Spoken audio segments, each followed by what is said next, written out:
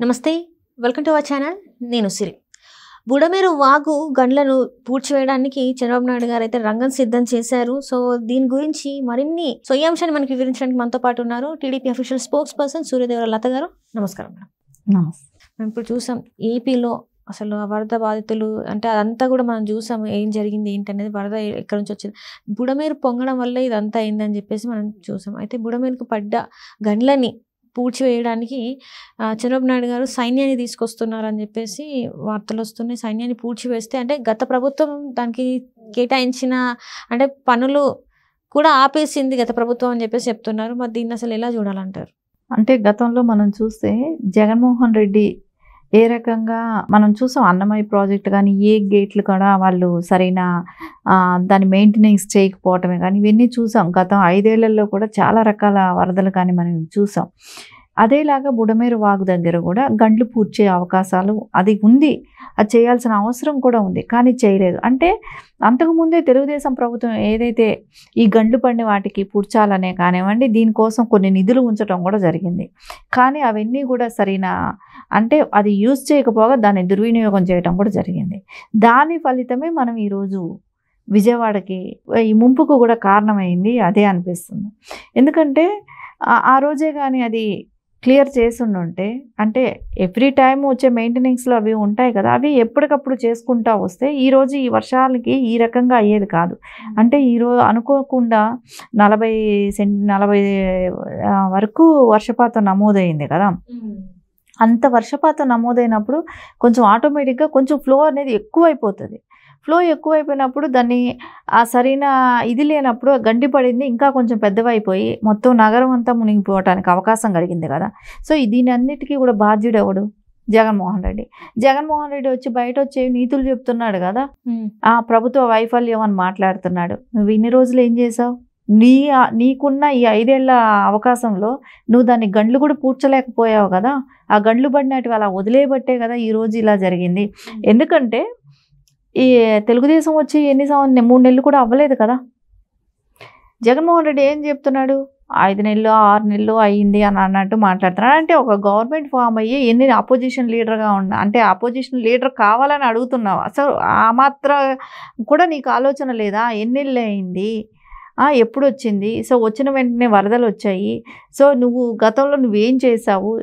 ఇవన్నీ పట్టించుకోపోబట్టి ఈరోజు విజయవాడ అంత మునిగిపోవటానికి, అంత ఆస్తి నష్టం, ప్రాణ నష్టం, అందరి ఇల్లు మునిగిపోయి ఈ రకంగా ఈరోజు ఇంత నష్టం జరగటానికి కారణమైన జగన్మోహన్ రెడ్డి గతంలో కూడా ఆయన ఉన్న 5 ఏళ్ళు కూడా ఏ రోజు కూడా అంటే వరద ముప్పుల్లో మునిగిపోయినప్పుడు కూడా ఏ రోజు వచ్చి కూడా ఎవరిని పరామర్శించింది లేదు, ఎవరి దగ్గరికి వెళ్ళింది లేదు.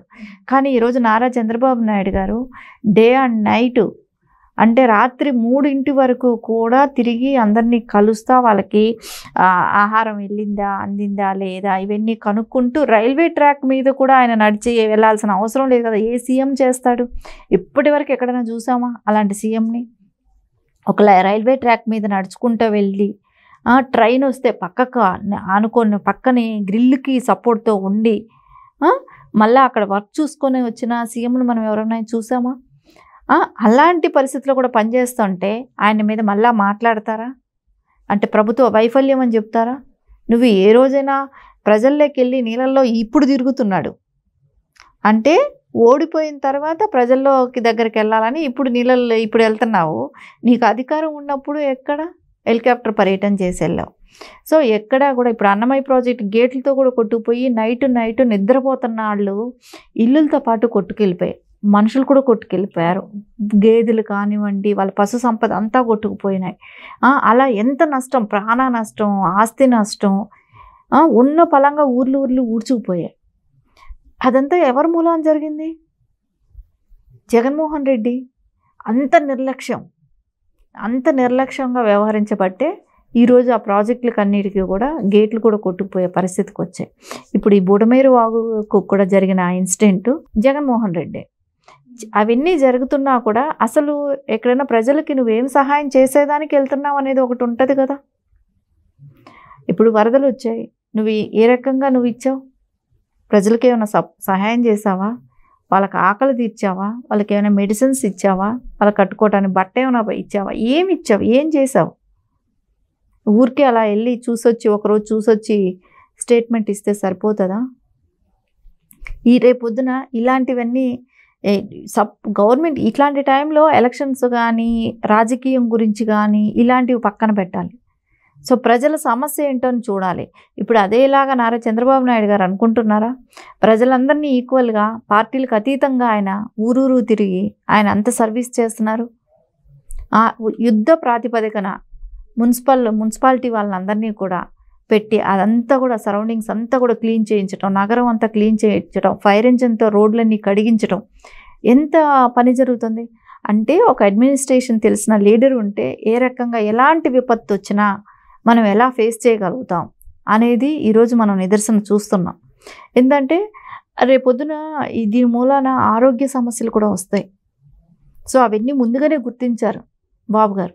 గుర్తించి ముందు శుభ్రంగా ఉండాలి అని కార్మికుల అందరినీ కూడా, అంటే ఏపీలో పనిచేసే వాళ్ళందరినీ కూడా ఒక చోటికి రప్పించేసి సో అక్కడ పని చేయించడం. అదేలాగా ఇప్పుడు ఆర్మీ కూడా పిలిపించి ఆ గండిని ఎలా పూడ్చాలి, ఆ గంటలను అంతా ఎలా చేయాలని వాళ్ళ డైరెక్షన్స్ కూడా తీసుకొని వాళ్ళు వచ్చి ఇప్పుడు యుద్ధ ప్రాతిపదికన ఆ పనులన్నీ కూడా చేస్తారు.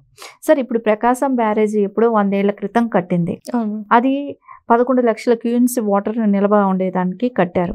కానీ ఇప్పుడు అది సరిపోవట్లేదు, ఎందుకంటే వరదలు ఎక్కువ అవుతున్నాయి.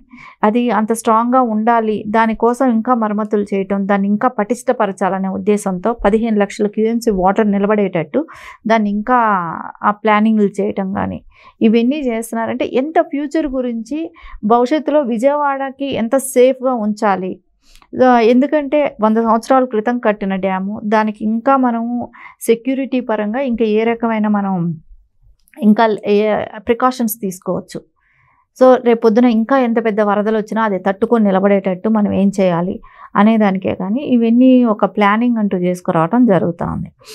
నెక్స్ట్ ఇప్పుడు మనకు వచ్చి చూసి వెళ్ళారు సెంట్రల్ వాళ్ళు. సో వాళ్ళు కూడా మనకు నిధులు సహాయం చేస్తారు.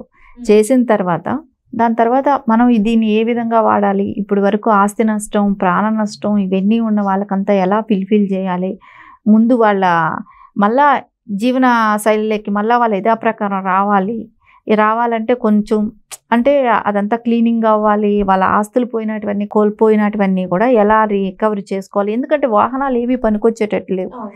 అంటే ఆటో డ్రైవర్ల దగ్గర నుంచి ఆటోలు, వెహికల్, 2 వీలర్స్ ఇలాంటి వాళ్ళంతా చిన్న మిడిల్ క్లాస్ వాళ్ళు.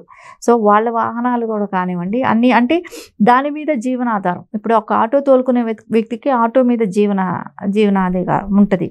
సో ఇలాంటి వాళ్ళందరివి కూడా మళ్ళీ అవి ఎలా రికవర్ చేయాలి ఇవన్నీ కూడా ఉంటాయి. కాబట్టి ఇప్పుడు సెంట్రల్ వాళ్ళు మనకి ఖచ్చితంగా వాళ్ళు ఫండ్స్ రేస్ చేసిన తర్వాత వాళ్ళకి మళ్ళీ జీవనోపాధికి అనేది ఖచ్చితమైనగా నారా చంద్రబాబు నాయుడు గారు ఇంకా ఆ దృష్టిగా కూడా పెట్టి వాళ్ళని ఆదుకుంటారు. ఇప్పుడు మనం చూసినట్టయితే జగన్మోహన్ రెడ్డి గారు చేసిన ప్రతి పనికి ఇప్పుడు అంటే ఫలితం అంటే ఒకలాంటి ప్రజలకు బాధపడుతున్నారు దీనివల్ల. ఇలాంటివన్నీ చేయకుండా ఇంకెంత అంటే ఇప్పటివరకు చాలామంది దీనివల్ల ఇబ్బంది పడే ఈరోజు వాళ్ళు ఏదైతే ఫేస్ చేస్తున్నారో అది తీరేది కాదు. ఎందుకంటే ఎంత సహాయ సహకారాలు అందించిన ఇంజన్స్ అంటే ఫైర్ ఇంజన్స్ పెట్టి ఇల్లు అన్ని క్లీన్ చేయించినా కూడా ఇప్పుడప్పుడే కోలుకునే పరిస్థితులలో లేరు. జస్ట్ వాళ్ళు అప్పుడు తీసుకున్న డెసిషన్స్ ఏవైతే ఉన్నాయో అవి కరెక్ట్ టైంలో తీసుకొని ఉంటే, కరెక్ట్ టైంకి అవి చేసి ఉంటే ఈరోజు ఇంత పరిస్థితి ఉండేది కాదేమో అనిపిస్తుంది. మరి అది కరెక్టే అంటారా? మరి ఇప్పుడు ఏదైతే చేశారో ఇప్పుడు ఇంత వచ్చి ఉండకపోవచ్చేమో కదా. అవును, ఖచ్చితంగా ఇంత డ్యామేజ్ అయితే అయి ఉండదు కదా. సో ఈరోజు ఆ గండ్లు పడటం మూలానే సో ఇంత పెద్ద డ్యామేజ్ జరిగింది కదా. దీనికంతటికీ కూడా కారణకర్త జగన్మోహన్ రెడ్డే కదా. ఈరోజు విజయవాడ ఈ రకంగా మునిగిపోవటానికి కారణం ఖచ్చితంగా జగన్మోహన్ రెడ్డే. సో అది కూడా కాకుండా ప్రజల్ని ఏ రకంగా ఆదుకుంటావు, సో అది కూడా చెప్పట్లేదు. నువ్వు జగన్మోహన్ రెడ్డి 5 సంవత్సరాలు సీఎంగా ఉన్న వ్యక్తి ఏ రకంగా ఆదుకోవాలి ప్రజల్ని. సరే, నువ్వేంటి 1 కోటి రూపాయలు ఇస్తానని చెప్పినప్పుడు సో దాన్ని ఏ రకంగా ఇచ్చావు? సీఎం రిలీఫ్ ఫండ్కి ఇస్తున్నావా, నీ సొంతంగా పంచుతున్నావా? ఏదో ఒకటైతే ఉంటుంది కదా. అలాంటిది ఏమీ కనపడటం లేదు కదా. అది ఇస్తానని చెప్పటం వరకే అయ్యింది. గతంలో 14 ఆ టైంలో కూడా ఎప్పుడో హుదూద్ తుఫాన్ అప్పుడు 50 లక్షలు ఇస్తానని చెప్పి అది ఓన్లీ నోటి మాటలతోనే అయ్యింది. ఎక్కడ ఇచ్చిన ఇది కూడా లేదు దాఖలా. అదేలాగా ఇప్పుడు కూడా అంతే, ఏదో మాటకి చెప్పేస్తే సరిపోద్ది కదా. ఖచ్చితంగా. Right madam, right. Thank you so much madam.